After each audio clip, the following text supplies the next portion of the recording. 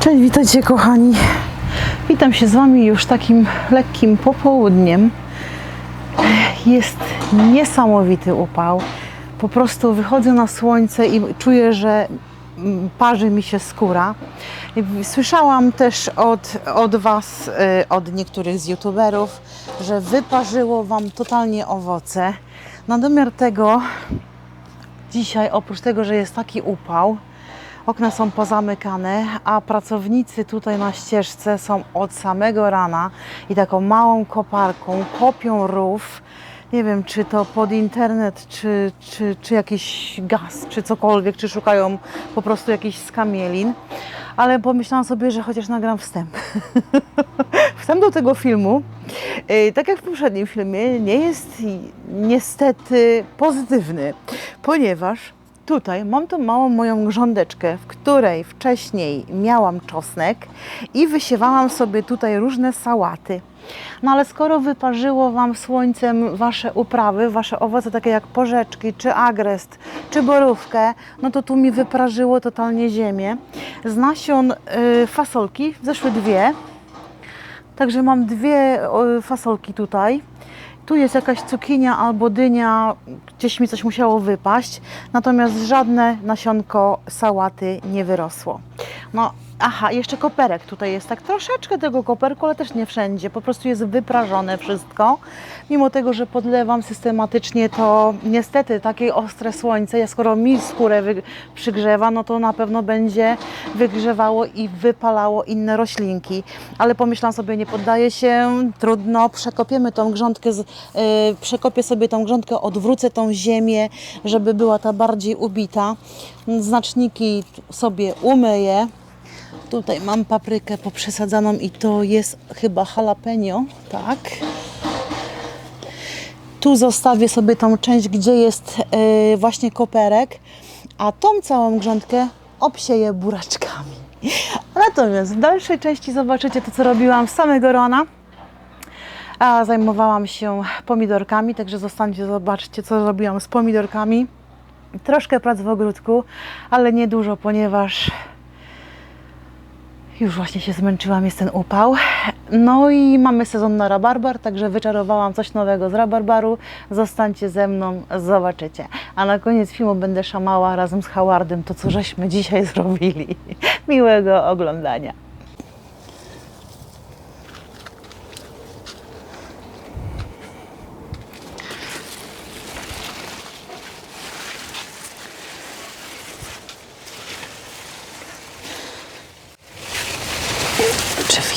Czy Wy to widzicie? Po prostu moja szklarnia zamieniła się w dżunglę i mamy, jeszcze nawet nie jest 7 godzina, musiałam tutaj wejść. Dzisiaj mamy mieć ponad 30 stopni ciepła. Moje pomidory wymagają podcięcia liści, ponieważ jest tutaj za gęsto. Oprócz tego wysadziłam 3 sadzonki ogórków szklarniowych, czyli tych długich. I tutaj jest też burz. Po prostu nie pomyślałam, że trzeba obcinać im pędy boczne. Dlatego rozrastają się na potęgę. Liście, które tutaj obszarowywuję podczas chodzenia, robią się już żółte i myślę, że je też podetnę. Zostawię te liście, które są na grządce i te z tyłu, ponieważ i tak ja sama je niszczę chodząc. Dlatego takie pierwsze zadanie z samego rana to jest, póki tu nie ma ukropu jeszcze, poobcinać im te liście. Niech one się nie męczą. A przy okazji ja się nie będę męczyła. Także liście górne pomidorów obcinam w połowie, żeby jeszcze mogły wykonywać procesy fotosyntezy, ale jednocześnie zrobię tutaj prześwietlenie, bo mimo tego, że są upały, to za chwileczkę mogą przyjść jakieś chłodniejsze dni i zaczną się wdawać choroby grzybowe. Także no, oczywiście przesadziłam, za dużo posadziłam pomidorów. Posadziłam sobie też marigolda tutaj, czyli śmierdziuszka, ale on jest za wysoki. Nie wiem, co to za odmiana wyszła. Mam też niskie, a tu jest taki wysoki i jakoś też się go pozbywam, bo zajmuje za dużo miejsca. Także tak sobie zrobię. Pomidorki już jakieś się tutaj pokazują, ale te przy płocie na zewnątrz mają większe owoce niż te tutaj w szklarni. I te przy płocie za chwileczkę będę przestawiała. Także ja sobie tutaj powycinam liści a liści plus jakieś pędy i zrobię szybką przebieżkę tutaj. Przetrzebiłam sobie znacznie te pomidorki. Zostawiłam im niewiele liści. Tutaj mam beczki z wodą i tą wodą będę podlewała pomidorki jutro z samego rana. Dlatego najpierw te liście ja sobie zanurzę na 12, prawie 24 godziny w sumie.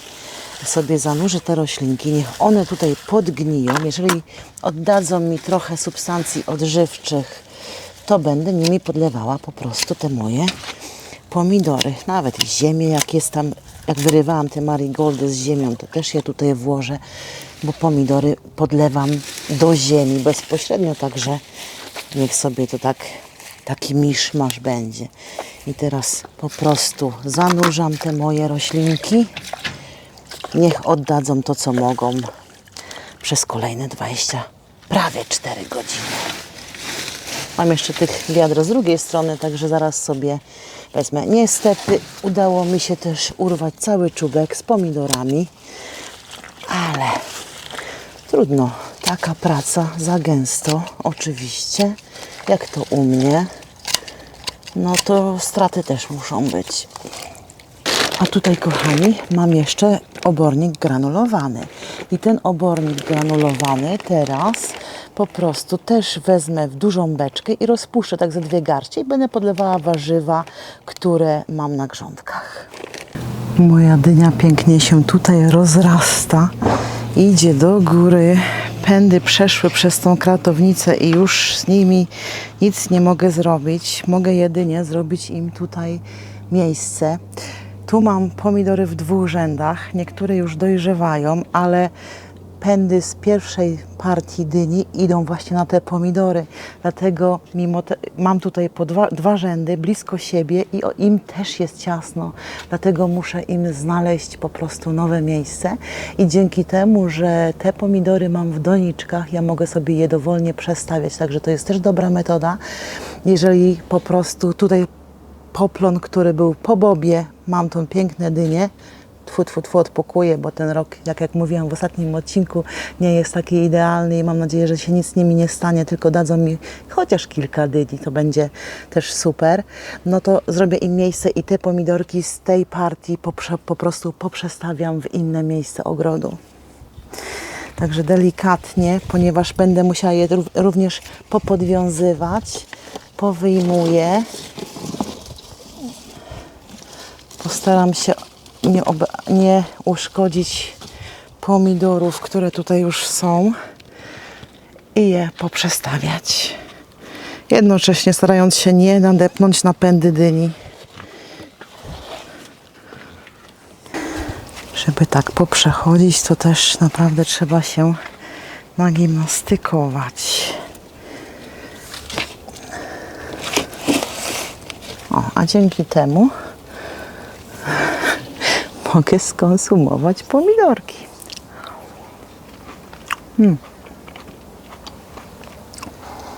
Śniadanie. Dobre.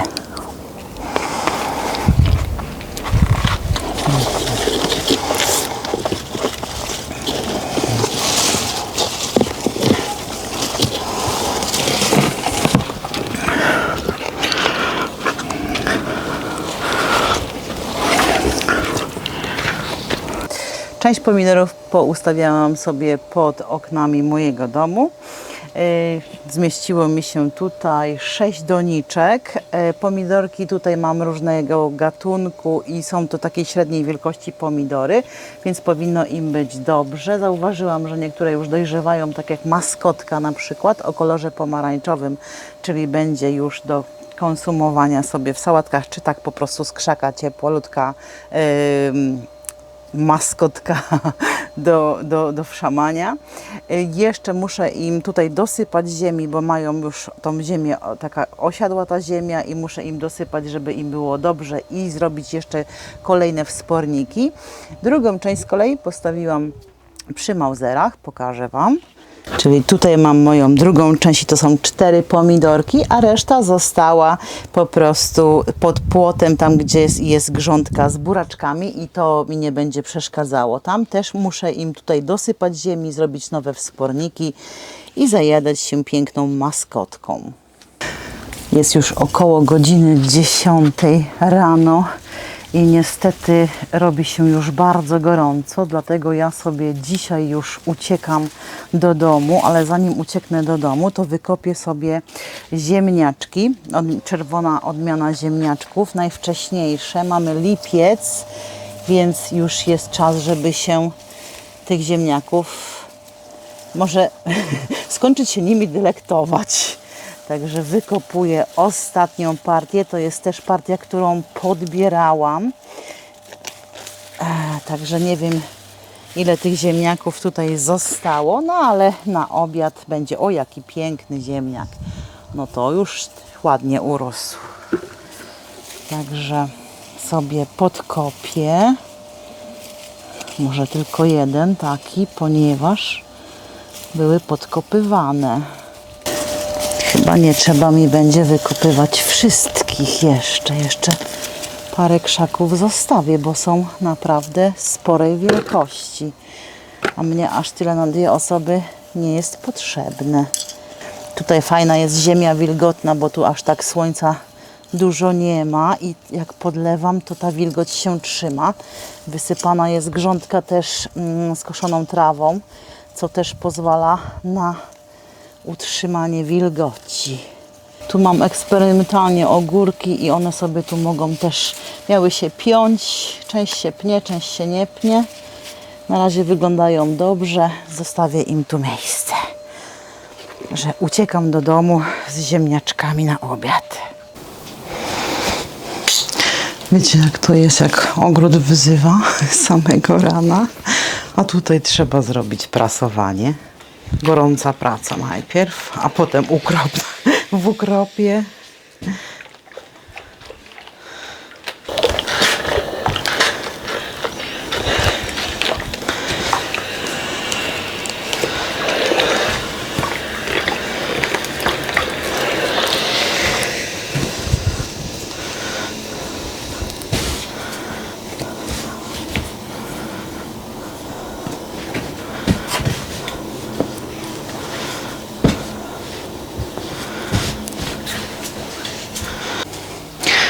Ponieważ mamy sezon rabarbarowy, postanowiłam dzisiaj zrobić ciasto na popołudnie.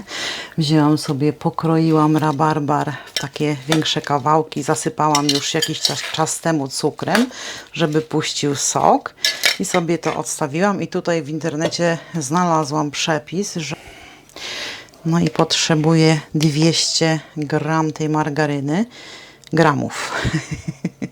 Zawsze mówię gram, ale wiem, że powinno się mówić gramów, także przepraszam wszystkie osoby, które zwracają uwagę i kuje w uszy to, kiedy się tak porządnie nie wymawia słów w języku polskim. 200 gram zimnego masła, do tego potrzebuję 2 szklanki mąki. Czekajcie, to sobie wezmę tutaj. Potrzebuję 2 szklanki. Tutaj mam taką miarkę i tutaj jest pół szklanki, także potrzebuję 4 takie pojemniczki. Raz, 2.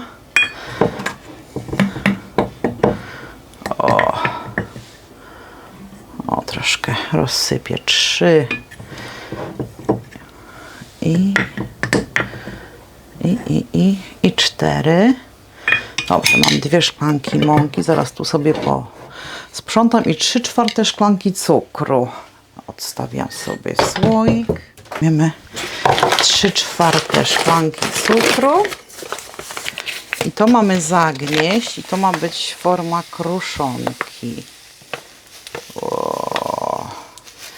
tylko że ja mam już cukrem posypany rabarbar, także może dam troszkę mniej tego cukru. Zawsze można sobie wziąć słodki napój. Dobrze, ja sobie dam trochę mniej.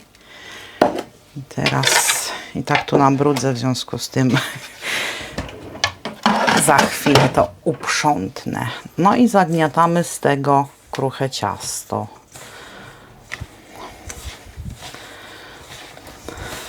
Wiedziałam, że będzie bałaganiarsko. Wgniatam po prostu tą margarynę z moją mąką na kruszonkę. No i teraz, jak mamy ugniecione te ciasto, to odkładamy sobie szklankę tej kruszonki na posypkę. Myślę, że mi tyle wystarczy. I następnie, co my tutaj potrzebujemy? Potrzebujemy 3 jajka, 3 łyżki śmietany i ileś cukru, ale ile to mi się tu... A, dam 1,5 łyżeczki proszku do pieczenia. 3 jajka. Raz. A co tutaj takie? Oj. 2. I 3. Także pokazuję Wam kadry z nieinstagramowej kuchni, bo mam tutaj wszędzie teraz bałagan, ale 3 jajka są. Ja nie byłabym sobą, gdybym nie zmieniła przepisu. Oczywiście u mnie śmietany brak, będzie kefir, też się do tego nada. 3 łyżki. 1, 2 i 3. 3 łyżki kefiru. Można się napić?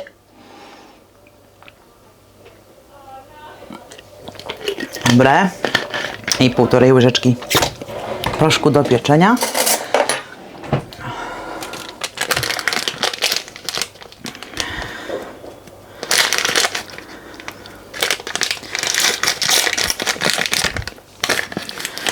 Powinno być dobrze. Ok. No i teraz łączymy te składniki razem.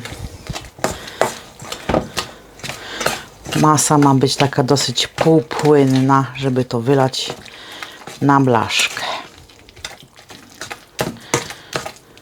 Nie musi być idealnie gładka. Może być taka gruzowata. Tak było w przepisie, a zobaczymy, co z tego wyjdzie razem. I mamy taką masę gruzełkowatą, którą wylejemy na blaszkę. Ja sobie teraz posprzątam i połączę się z Wami za chwilkę. Moją blaszkę wysmaruję margaryną i wysypię bułką tartą. Czy ona jest dobrze zamknięta? Dobrze.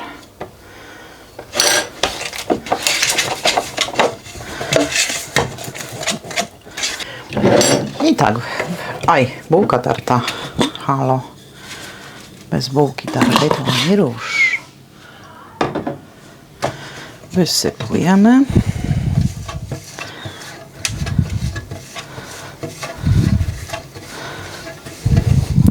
Nadmiar wysypuję do wody do podlewania. Nie marnuję. Po prostu wylewamy nasze ciasto.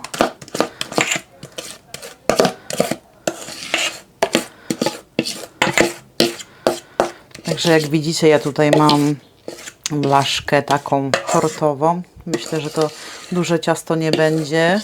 Nie urośnie zbyt jakoś tam szczególnie, bo to jest takie, można powiedzieć, prawie pod kruche ciasto. Rozsmaruję tylko tutaj po brzegach.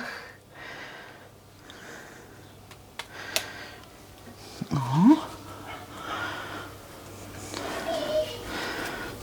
Nic nie marnujemy.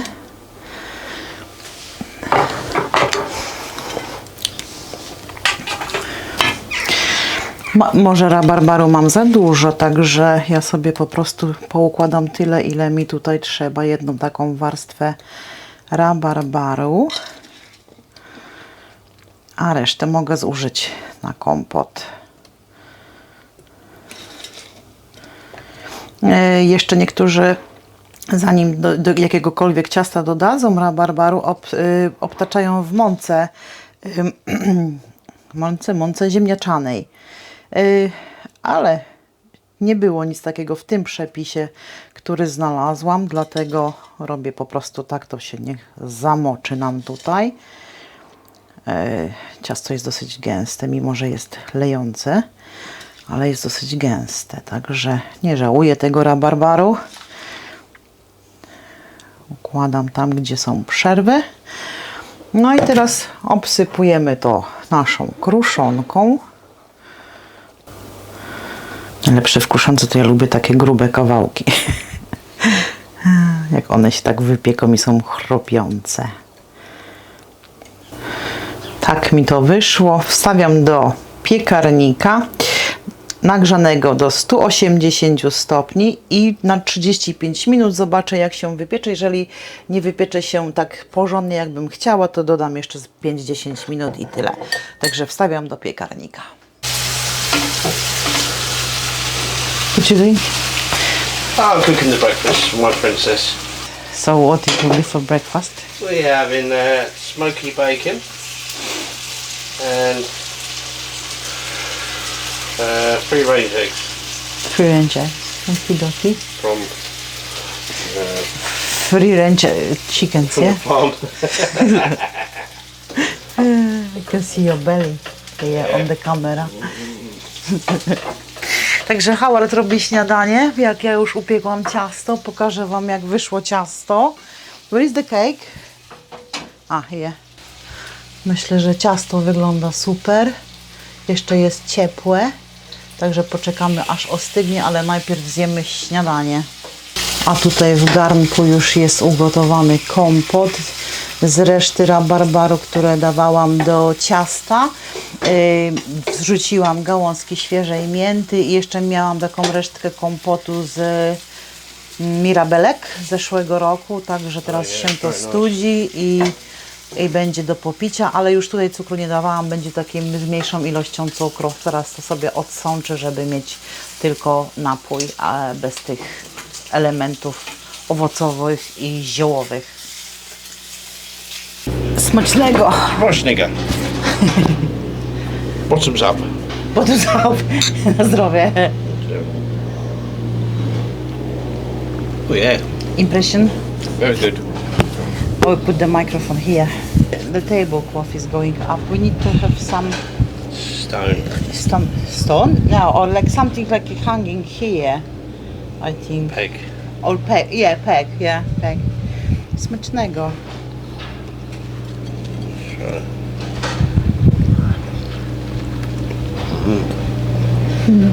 Very nice. Kompot dobry? Very good. Do kompotu dodałam jeszcze soku z cytryny i takie jest pół na pół z wodą mineralną, gazowaną i naprawdę jest super smak. Smack. Aha. Small piece or big piece? Oh, small. So this will be small one.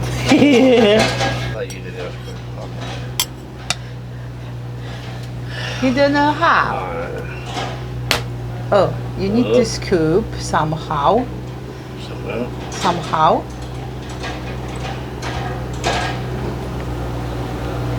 And then put aside. How many scoops you want? Oh, no, that's enough. Enough? Yeah. Okay. Now I scoop for myself. And that's it. Taki deser, słuchajcie, z lodami dzisiaj. Można jeść łyżką albo widelcem. On będzie próbował.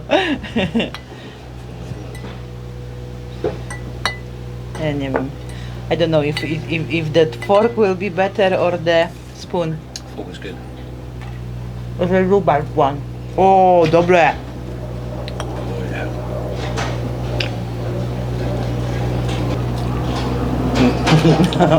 Dobre? Po polsku dobre? Very good. How will be in Polish? Bardzo dobre. Oh. Bardzo dobra. Bardzo dobre.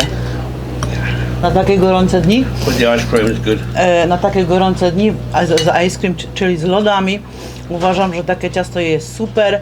Rabarbar mamy dostępny w ogródku teraz. Trochę mąki, masła, cukru i zobaczcie, super ciasto, a jeszcze pokażę Wam jak wyrosło, bo ten spód naprawdę super wyrósł, także polecam naprawdę takie ciacho. O, Yum, yum, yum. niam, niam, niam. Także kochani, do następnej niedzieli, miłego dnia, pa pa! Papa. It's not lovely ice cream. Well, summer Sunday. But you know, our pods.